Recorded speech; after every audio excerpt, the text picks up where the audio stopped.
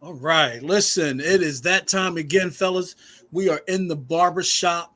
We have some great conversation for you guys today. I am blessed and extremely excited to share this platform with two of my best friends, cats that I know understand what it means to heal and to also help. And so I'm excited because they're going to share with you a little bit more of what I've considered this parenting conversation from the male's perspective. The dads who've operated from outside of the home, but not outside of the parenting or fatherhood mantra, and carry that mantra well. So coming to us today with me will be one of my friends. Oh gosh, we go back quite a few years now. I don't want to date us too far back. He's an elder statesman to me, but he and I have been friends for probably since the early '90s. Uh, Brother Calvin Thomas, and ironically, I had an opportunity to take a stint of working alongside his son years back when I worked at Isles with my brother Andre Thomas, both two passionate brothers, both who were excited about serving, and I'm excited to hear their stories and testimonies tonight. So I'm gonna give you both an opportunity to just share a little bit about you, and then we're gonna get right into the meat of things. So we'll start with Calvin. Okay, hi. Well, this has been a pleasure to have this opportunity, and I just want to thank you, Ned, for inviting me and my son. I'm a native Trentonian. I'm an old head, so my story with my son began back in the late '60s, early '70s, and as you know, I met his mom when I was in ninth grade, and that's a significant year for me. She was my first sweetheart, my first love.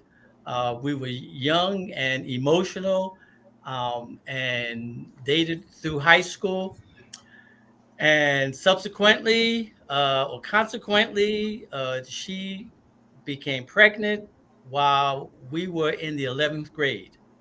And my son was actually born when I was still in 11th grade, the June of my 11th grade year. So I became a father at a really early age. Wow. And as a teenage father, I had no clue other than the Mm. fact that I made a child. Um, but thank God my family and Andre's mother's family were very close, and without their support, during our 12th grade year, I don't know what we would have done. Wow. But I just say that Andre was basically parented by not just his mother and me, and I was a parent outside the home, but he was raised by a whole slew of folks within both of our families that really took up the slack. Awesome. Awesome. Awesome. I like that. That's that true village. Yes, absolutely, absolutely. Dre, share a little bit, man. Give us Sure. a snapshot of the bio. Okay, Andre Thomas. I currently work at Isles as a senior training manager. I'm also a life skills coach with the Trenton Circus Squad, and my dad and I also run a program for ninth graders and also alumni, 10th, 11th, and 12th graders called Healthy Relationship, Healthy Choices. So I'm glad to be here. Awesome, awesome. Well, listen, man, I appreciate both of you guys, man. And already off the bat, man, there's a couple of nuggets that y'all dropped that I want to definitely kind of like chime in about. And I'm gonna flip this towards Calvin first, and then this is gonna come to you, Andre. But Calvin, you mentioned that you were a teen father, right? So I don't have that moment of, because when my first child was born, I was in my 30s. Okay. Mhm. So what was it like being a teen dad? Like, I mean, that first time you're a father is the scariest thing on the planet. I can't even imagine what it might have been like as a teenager having that news dropped on you.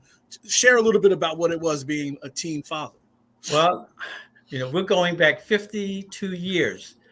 So this was a different time, a different, era. It was during the civil rights, marches. And Mhm. so it was a different climate. And, um, you know, it's hard to remember exactly what I was feeling. All I know is that it was awkward for me being in high school, Trenton Central High School, as a father, and not really knowing what that meant. Other than the fact that I made a child. And so part of it was I was proud to say, yeah, I'm a father. But at the same time, I was scared because I didn't have a clue, what the long-term ramifications of that was. And I have to really mention that when Andre's mother, parents came by my house to talk to my parents about the fact that their daughter was pregnant, um, you know, I kind of knew when she came over because Andre's mother had already shared with me that she thought she was pregnant, and I just knew that this was the moment where everything was just going to go It was all crazy. about to hit the fan. But I was amazed that my mother and father and her mother and father were very they didn't go off the handle. They were Okay. really kind of, they said, okay, well, what are you guys going to do?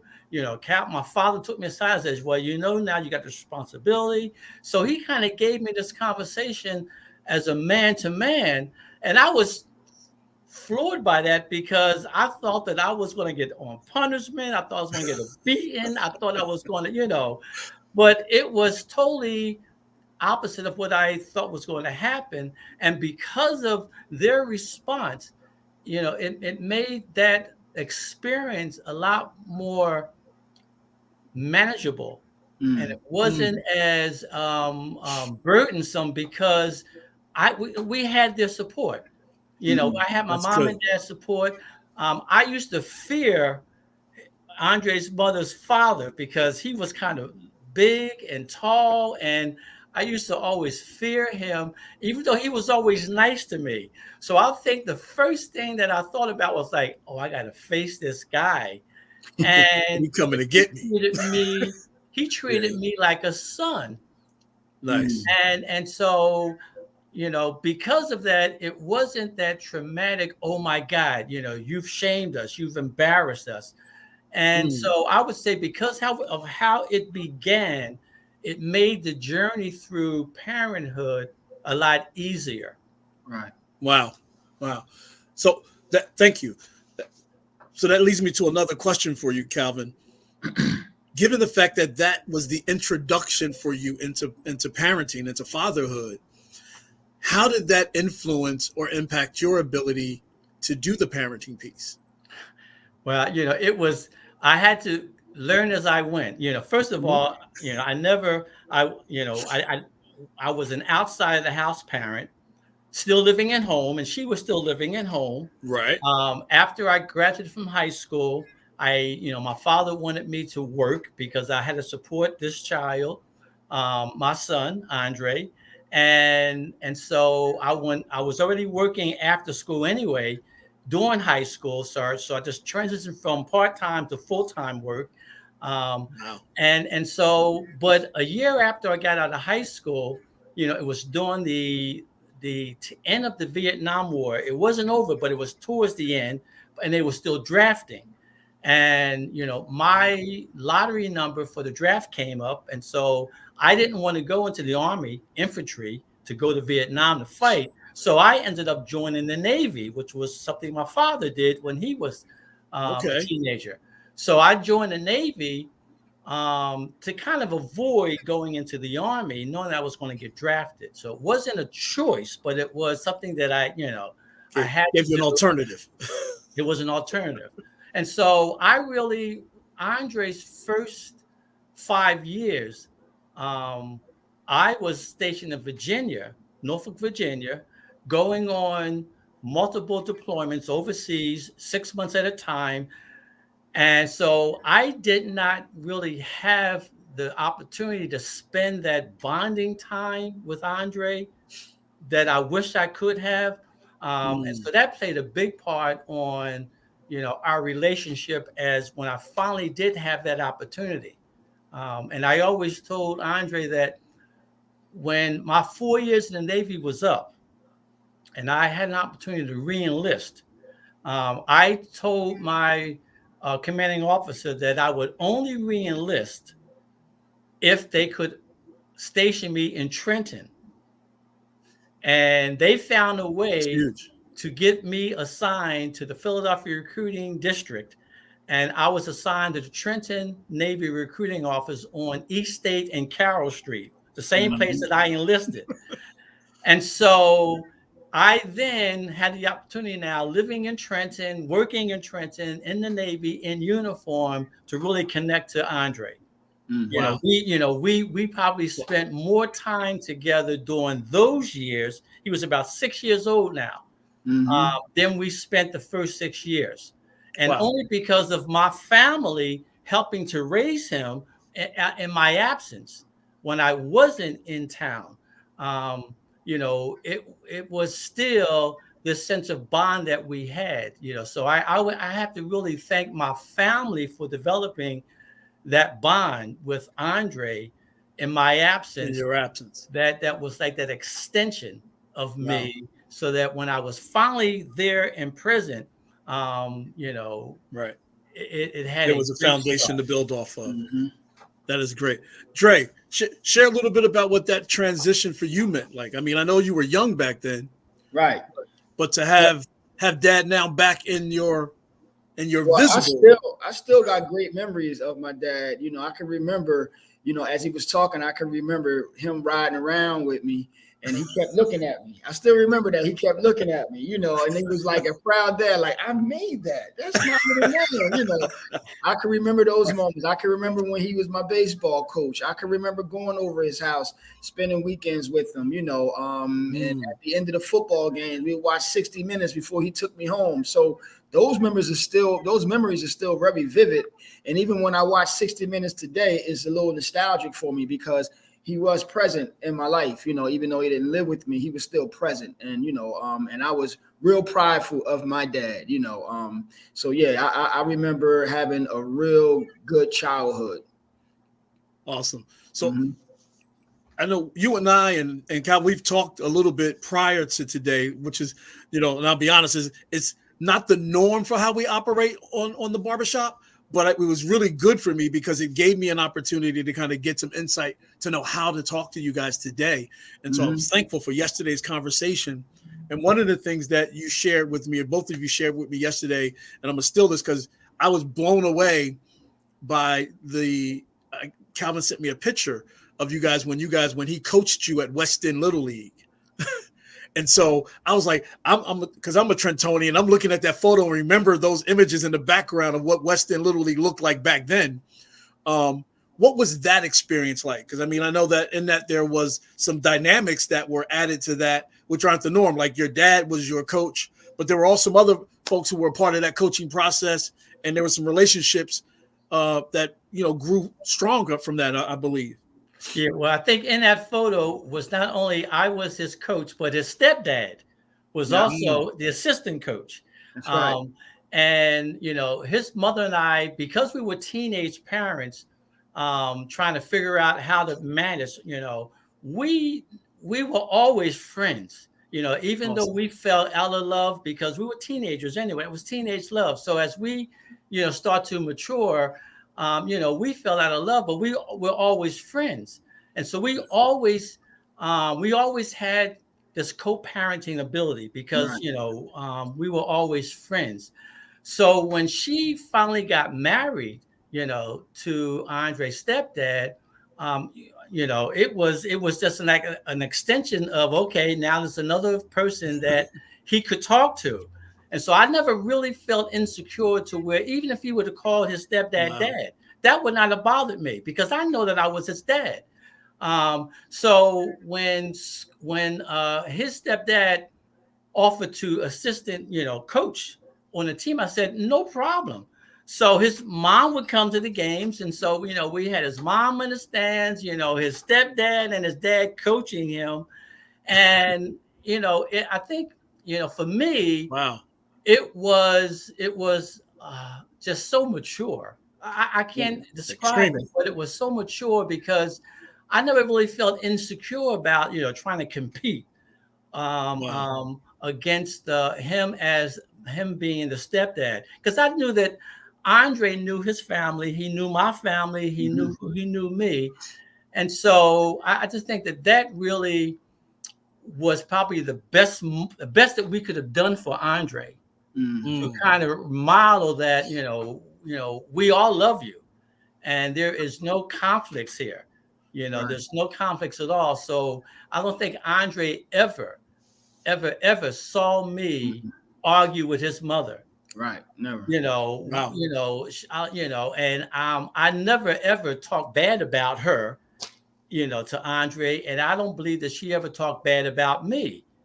Even though we went separate ways in our life, we remained mature and friends, and I think that was really a great foundation for Andre. Awesome. So Dre, how was that, man? Even just as a parent, as a child, how does that hearing that that your dad and your mom put you first is what basically I'm hearing. Like their whole perspective was like, hey, it ain't about me, it's all about making sure that Andre is good. Yeah. No, I mean, like I said, I felt I had a great childhood, and I look back at that, no complaints, I always had, and I think when it started getting more challenging is when our family kind of expanded and I became a teenager, and that's when things started to change, and it kind of, a different dynamic aroused, and that, and as we do programs for young people today, it goes to show you that, no matter what foundation you have, when you go out in that world, it's not a guarantee that things won't happen, that life won't happen. And I began to hang out with my friends and hang out with family members who were into street stuff. And that became more influential at that time of my life, because as a teenager, you're very influential. And I had, I saw gaps where I could get out and do what I wanted to do. And, things started to change as I got older. And I just want to add to that, to where, for me, that was the most challenging, when I began to kind of lose my influence over him, because, he was out with his friends.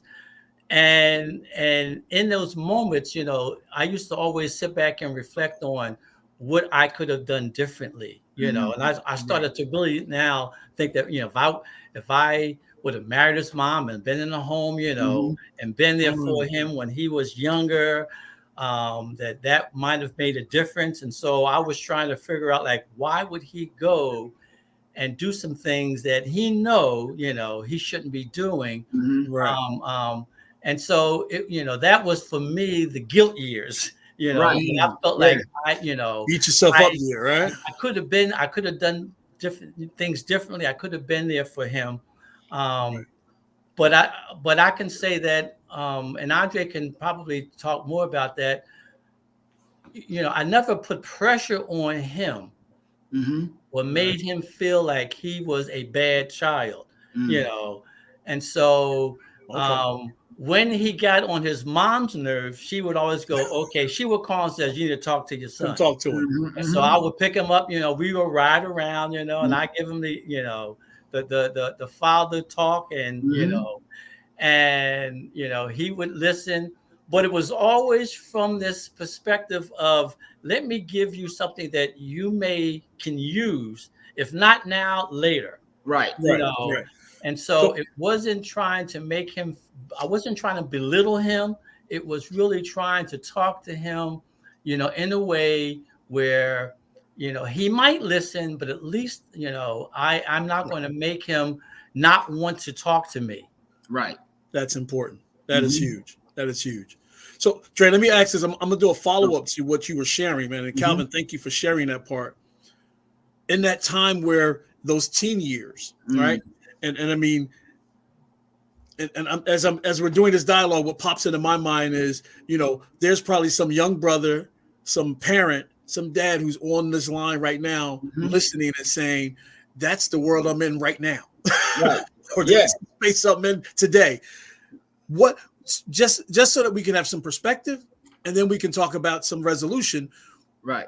what were some of the draws to make a young teenage boy like yourself travel into those influences? Because I mean, they're always out there. They're still there. We both know that. Absolutely. So what are some pitfalls that caught you or trapped you when you were coming through that stage? It's like, man, you know, working with young people today, you begin to understand that no matter, even because my dad was in my life, but at the same time, my mom was running the household. So she was working. So I had a gap of time after school where I had no supervision.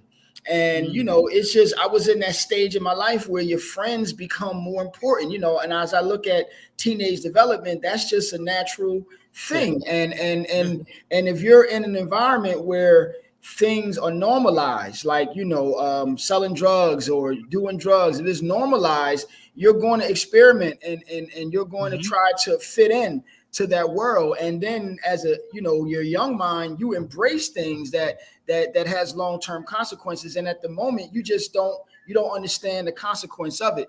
So you kind of get into it. And if you have other influences in your life that you know, it's just that you're attracted to in your youthful mind, you know, it's just hard to stop. No matter what my dad did, no matter what my mom said, you know, I was going to make choices that I thought was right at the time. And that's why, you know, the guilt, you know, my dad didn't have to it really wasn't on him, you know, because what was going to happen was going to happen. And, you know, he couldn't stop it and my mom couldn't stop it because it was a reality in growing up in Trenton.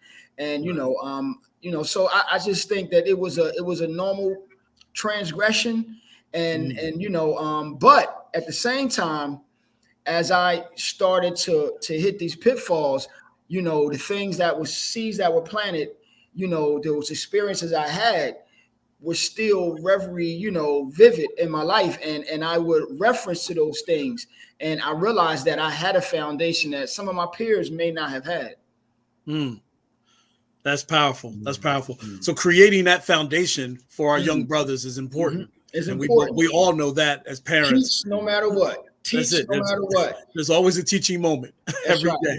Yeah. And so one of the things that Calvin had shared, and I want you to kind of talk a little bit about it, if you can, Calvin, for me, when Andre was going through that time of his life where he was trying to identify who he was and what he represented and, you know, standing against the grain and probably in a lot of ways, how did you interact with him? How did you manage that? Well, it was, you know, I guess a part of it was, you know, see, I was a recruiter for the Navy. So I was working with other young guys in high school age level, you know, helping them map their future. And so I kind of took that same approach with Andre when I was with him to where, you know, let me try to coach you through your situation and only give you some advice. And having to really let go of if you don't take my advice, then that's on you. So it's something, you know, even though I was struggling from within that, man, I should be doing more, you know, there was a part of me that says, you know, I can't, you know, strangle him into submission.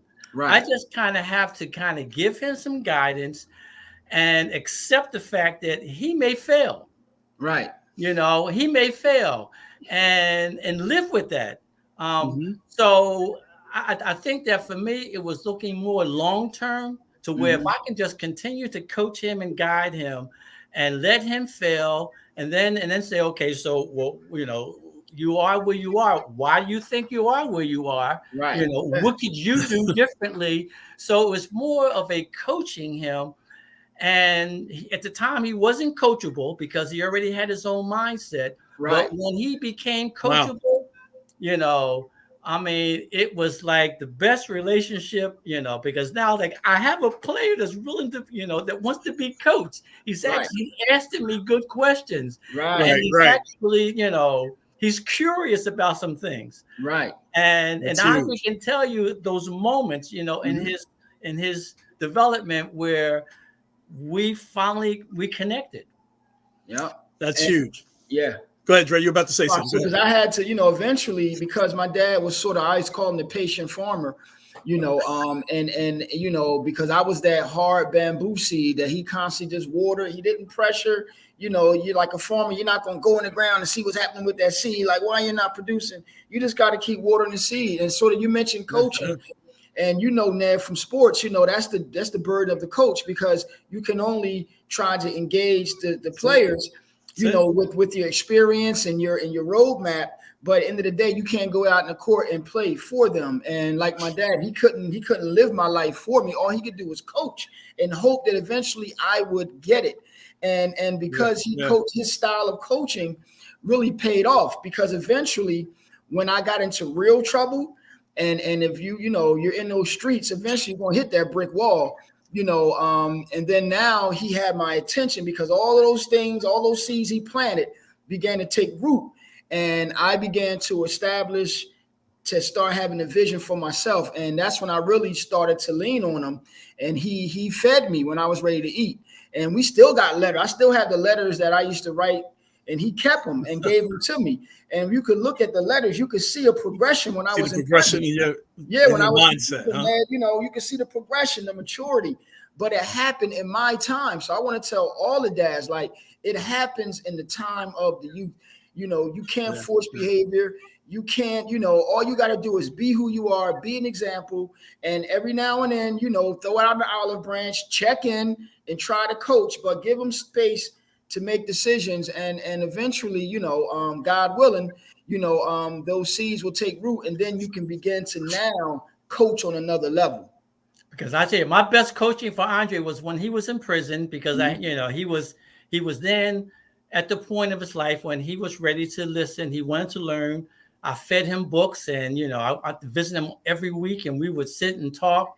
And I always kind of use this analogy to where I was so focused on trying to build the future, and I could not let him distract me into staying in my past or the present. So there was times when I remember when his mom said, "Andre, you're gonna go live with your dad." And I kind of said, well, he's not going to bring all that mess to my house. So I rode him around and said, Andre, I tell you what, I got a plan for you. I'm going to take you to the rescue mission. They will take you in, and you will work for your room and board. Wow. And this is something I think that you need to, So I remember taking him to rescue mission. He got out my car. I drove off. I looked in the rearview mirror, and he was walking the opposite direction. So I said, like, okay, he's not ready. I could turn around and go pick him back up. But I said, no, let him go and find that next hole to fall in, and figure out how to get out of it again. Because it was like, if I put all my energy on trying to rescue him, I would not have built the future for him and for me. Yes, right. You would have created a dependent. Yes, I could not let him be that kind of distraction. So coaching is like, okay, when you're coachable, I'll use you. In the meantime, sit on the sideline. There you go. Absolutely. And it's so funny, but that is an accurate assessment, Calvin, because I think a lot of times as a parent, a lot of us try to fix everything for our children. We're always ready to just, hey, let me jump in and get that right for you. When sometimes going through that sacrifice and that struggle is what builds the character. It's what gives them the maturity. That's right. And his style made me a very independent person, because even in my days in the street, I got my own little apartment, and I just was I was just using some of the foundational things he told me. I was just using it the wrong way. And even those plans, of course, still crumbled, and I can remember, being in the streets and living with my mom. I had this safety net.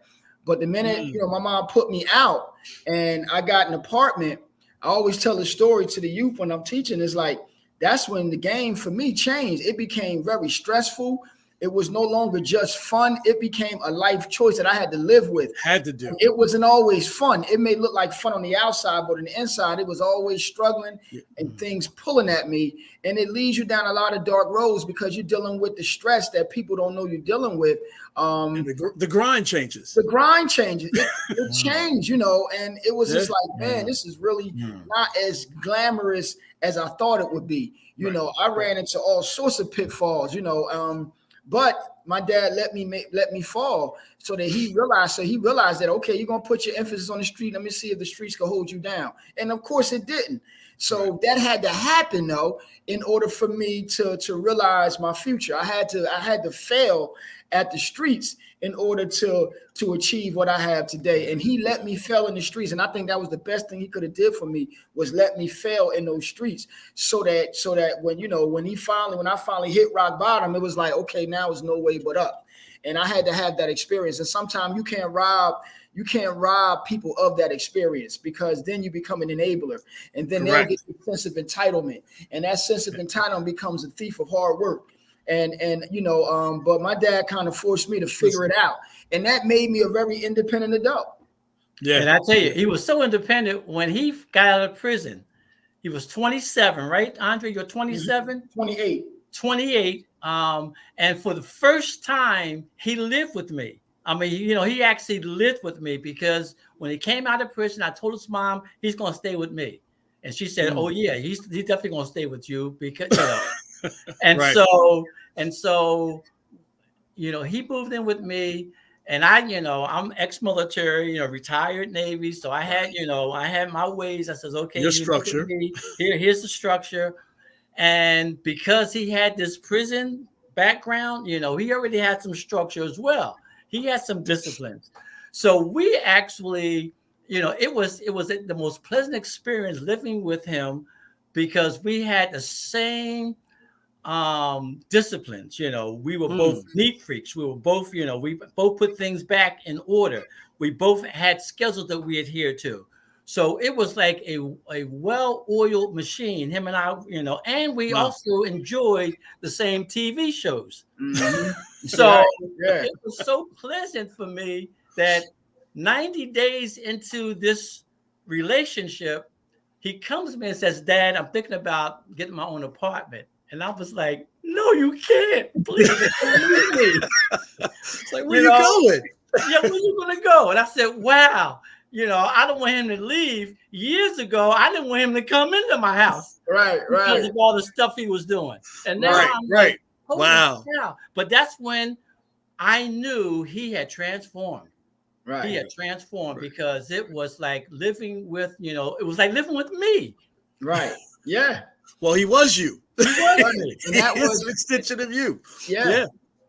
And that was for me. Crazy. That was the moment where I knew that I had arrived. When I was able to survive under his regiments, I knew that I was ready for the world, so to speak. And life still happens. When I look back and I reflect on even decisions I made after that, I look back and I realize I wish I would have been more outward with some of the things I still struggle with. Even outside of prison with relationships and stuff like that, I still had this mentality of I'm going to carry my load, and I wouldn't always express some of my struggles, and it led me down, bad relationships, and things of that nature. And now in hindsight, I wish I'd have been more open with him with some of the things I struggle with. I think I would have had different outcomes even after prison, but it was a teaching moment. That is awesome. Listen, man, I appreciate the candidacy and the transparency that you guys are offering out this evening. One of the things that I've heard you guys both say, and I'm always using sports analogies with everything I talk about, not just because of the fact that I've played and I've coached, but it's so relevant sometimes to life experiences when you think about athletics. And you guys both use the reference of coaching, right? And your style of parenting. And so I know that you guys have something that I don't have right now in my scope, and that's the fact that there's 3 generations of the Thomas family. Because Andre, you're a dad now, and so how does that work? I mean, I know, I always think about the stuff that my dad poured into me and how, I've filtered through most of it. some Right, of it applied, some of it you let fly. right. And you establish your own realm of coaching style, Sure. or next generation coaching. How has it been, Alvin? I mean, Andre, for you transitioning from being the son to now being dad? Well, that's a great question, Ned, because I've also suffered the guilt trip of, if I would have stayed with his mother, would their lives be different? You Right. always have that guilt of, what would have happened if I would have been in the household, but Right. at the same time, I have to reflect on my childhood as well. Even though my dad didn't live in the house, he was still present in my life, and that was important. And I think that's critical, because I know people that grew up in 2-family households. It don't really make a difference. It's really still up to the kid, and the environment they're living in plays a big part. So, no matter how you lay the foundation, what's going to happen is going to happen. And so that kind of relieves me of some of the guilt. And I also, some of my dad's coaching style with my son, I don't pressure him. I allow him to be who he is. And just like my dad and I relationship evolved, I know my son and my relationship will evolve. And my son is sort of like my dad and myself. He's sort of a loner. He's not, he kind of, he walks in his own little silo, and, but he'll always check in every now and then and let us know he's doing okay. He's good. Right. But I don't like to force that relationship. I want it to happen organically. He knows I'm here, like my dad knew, like I knew my dad was there. And right. I always tell his mother that our relationship will evolve in due time. I don't want to force it. I want him to, allow him to grow and be who he needs to be, and know that I'm here. And he knows that, so I definitely, I use some of my dad's parenting skills where that is relayed.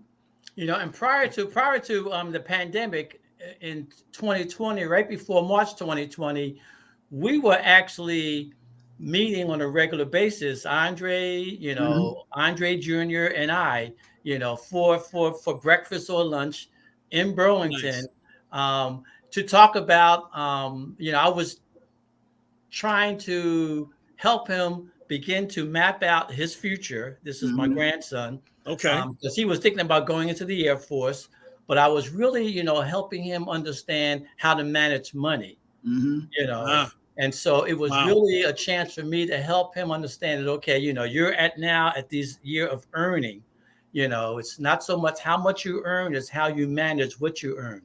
So we spent sometimes, some time together doing some financial management over lunch, and then COVID hit. And so we threw that off, right? Do it through the video. But now with AJ, he'll be 20. Yeah, he'll be 20 this year. He'll be 20 December 2nd. Yep. And so he's at that stage where he likes to be independent. Yeah. And so I think so I don't pressure him, as a grandson, because I have a different relationship with my granddaughters that is totally different than with my grandson. And so I'm glad to hear that Andre doesn't pressure him. And, I always believe that if you're going to struggle with your kids, the struggle has a purpose. And if you struggle with the foundation of love and empathy, that struggle will have an ultimate outcome. It will have a successful outcome. If you struggle in frustration and struggle in judgment, struggle in, trying to put someone down, right, or force someone to be, then that struggle will only end up in hate and separation. Right. Yeah. So it's how you manage those difficult moments that will determine, the long-term relationship. Yep, absolutely. Yeah, that's important. I mean, as a dad myself, one of my big pieces is with my sons. I always tell folks often, and I said it even in when he was on with me on the platform, that it was important for me to just be the guiding light for him. live my life by example, and then allow Yeah. him to understand how to critically navigate this thing called Yes. life. Yep. Not trying to point the direction for him because it's his path. Yes. That's right. I walked mine. That's I right. still walk mine. That's right. He has to walk his. Now, if he That's chooses to follow mine, then again, it's my responsibility to say, hey, Mhm. here are the areas to look out for. Right. Ultimately, you know, as a parent, at least for me, my desire was to say, son, I want you to learn how to walk your path.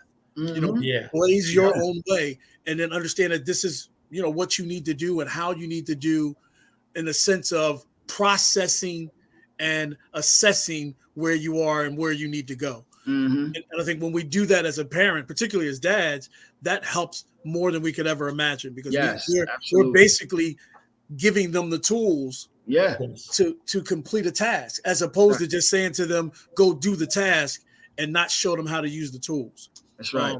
And so that's huge. I'm excited because I did this late in the game. And so when I heard you saying, Calvin, that you guys were talking financial literacy with your grandson, with helping him understand how to manage the finances of his life, that's huge. Mhm. You know, my oldest boy will be 23 coming up in the new year. And so we started about a year or 2 years ago really talking about it. And I think I was late. I was well beyond the time I should have been doing that. But it's so important to give them that understanding, that knowledge, so that they can navigate through life in every area well, whether it's finances, whether it's in relationships, whether it's in, you know, how they conduct themselves in any arena. I think that's crucial, because, you know, as this world evolves, so does our involvement in it. Yes. And our kids need to understand, our sons and daughters need to understand, how do I manage these different arenas that I might find myself in? Right. Like, it's not just going, listen, you ain't always going to be in the hood. It's good to know how to operate yourself in the hood, but you really need to understand, how am I going to operate when I'm on that college campus? How do I operate when I'm in the work world, or when I'm out in an interview, or when I'm trying to present a proposal for a possible, you know, program that I'm doing? They need to have that diversity.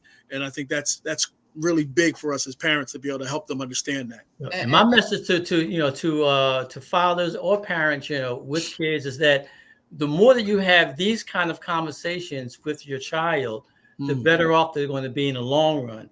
And stop having conversations about petty stuff. Why are you doing that? Why you look like that? You know, we get so caught up in the petty stuff, and that all it does is create arguments and anxiety. It's like, have pick your battles about meaningful things that are going to lay a path to something long term, and get out of the present all the time. And pick your battles. And also my message to fathers is, you don't have to be, you're never going to be the perfect parent. And it's okay. It's okay. You're not going to be. We're still human beings. We make mistakes. Yes. I wish I could have did this differently. I wish I could. You know, that's just human. And you're never going to be perfect parent. But sometimes we'll guilt ourselves because we wanted to be the perfect parent. We wanted to be this way. But you know, our you know, my son, my daughter, they all have to know that, you know, I'm gonna do the best I can with what I have, and I'm here to always engage you, and I'll do the best at doing that. But you know, if you're looking for perfection, you know, you need to look to God, because you know you won't get perfection here, but you will get real. You will get real. You will get real, and you will get genuine care and love, and that's basically all you can do. And let life work the rest of it out. Amen. And stop trying to raise perfect kids. That's right. You know, our kids are not perfect. Our kids are human. Our kids will make multiple mistakes, even in their adulthood. As we do. You know, as we do, even in adulthood. So, you know, so stop striving for perfection. Strive for love. You know, I always say the foundation of everything is love. Is if your child loves you, and they know you love them, regardless of your shortcomings, then they're rich. They are rich. They're wealthy. Beyond measure. Beyond measure. Yeah. I think that's huge. I think that's absolutely huge, Calvin. You're right. And Dre, to your point too, I think that if we stop putting so much emphasis on hey, we got to be this way, and just really live in understanding that I'm a human being, that I'm going to operate within the realms of what I have. I'm not going to go trying to, be something that I'm not or someone I'm not.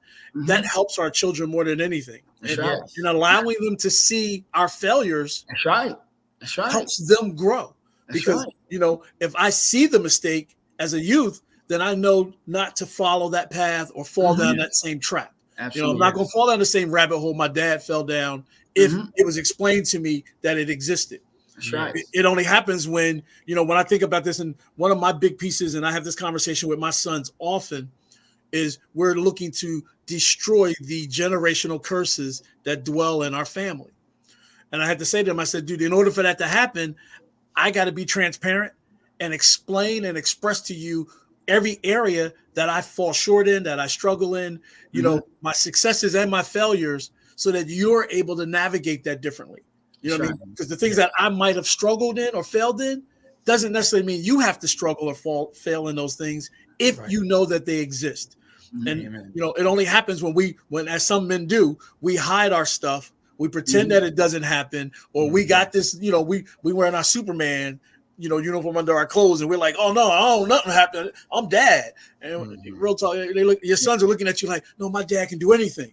Right. Yeah. And when he becomes that teenager and he realized like, he really just flesh and blood. That joker he was blowing smoke at me all this time. Right. Yeah. Now the rebellion becomes really ugly because they're looking at you like, man, you ain't who you said you were. Right. Absolutely. But if we paint the picture real and transparent, then we'll end up with a better relationship, long-term relationships with our sons, that they understand, and they're more likely to come to you because you've shared, my dad said he struggled in the same area. Let me go holler at dad. Absolutely. My dad had these areas that he had successes in. I want those successes. Let me go holler at dad. And that's how we pass on the knowledge, and our ancestors always passed on the knowledge, and that's what we got to get back to as men, understanding how to do that the right way and in a healthy way. Listen, we could have this conversation, bro, all night long. I know that we could probably do this dialogue until the sun coming up. But I don't want to beat everybody in the head with this. I'd love to be able to do this conversation multiple times with the both of you. And so I'm extending the invitation to you guys to know that I would love us to get back together and continue this parenting conversation, but more importantly, to talk about, the realness that is necessary for brothers to start healing. Because there are so many other facets that spin off of this parent conversation that we're going to be touching as we move forward in the barbershop with this series. And I'd love you guys to be a part of that. I wanted to personally thank both of you for coming on, pulling the covers back and sharing your testimony, your story, your part of your journey. I know that, and because I know you personally, I know some of the things that you guys have been through, man. And I just want to say to you, big ups to both of you for how you're sewing back into the communities that you live in. You know what I mean? I see the impact that the young men that are part of your program are having, the successes that are happening, even in the ones that fail, they're still learning something because might not be today. They're that I got my brain just went. They are the palm tree seed. That's right. And we just watered and we consistently keep an eye on because they're going to break through that soil at some point. Absolutely. You know what I mean? It might not happen today or tomorrow, but it's coming. But it starts because you guys did the work to get the soil ready to receive the seed. So continue to do what you guys are doing, man. Again, thank you so much, man, for taking time out to be with us. I'm going to close us out at this point. I know that you guys have an obligation to do some stuff after this, and I don't want to be disrespectful to your time. So thank you. Looking forward to dialoguing with you guys again. And to all of my listeners, folks who are on, who took the time to actually be a part of this process with us today, I thank you. I hope that you heard something that helped you. If you have a question or if you want some additional information, please do not hesitate to reach out to us here at Royalty Network Ministries or through the Barbershop Conversations. We were here for you. Our goal, our plan, our mission is always to do this journey together. It is not about one individual, but it is about the collective. All of us learning, growing from each other so that we can make it to a better place and be in a better way with it. Amen. So I thank everybody. Amen. Have a blessed evening. Take care of yourselves. Know that we love you, and we'll never stop helping each other grow. Take care. Thank you. Brother. Thank you, brother.